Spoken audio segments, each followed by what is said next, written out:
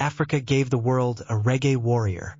Lucky Dube turned music into a weapon, fighting racism, oppression, and hate. His powerful lyrics resonated with the struggles of many, becoming an anthem for freedom and unity.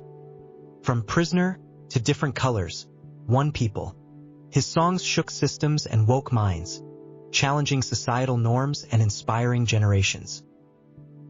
Lucky's infectious energy electrified live performances, as cheering crowds sang along in solidarity, embracing the message of hope and change.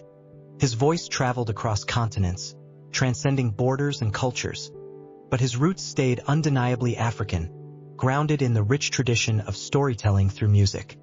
Each beat and melody crafted a movement, leading to a legacy that continues to inspire. In a world where history often repeats itself, Lucky Dube didn't follow history, he changed it.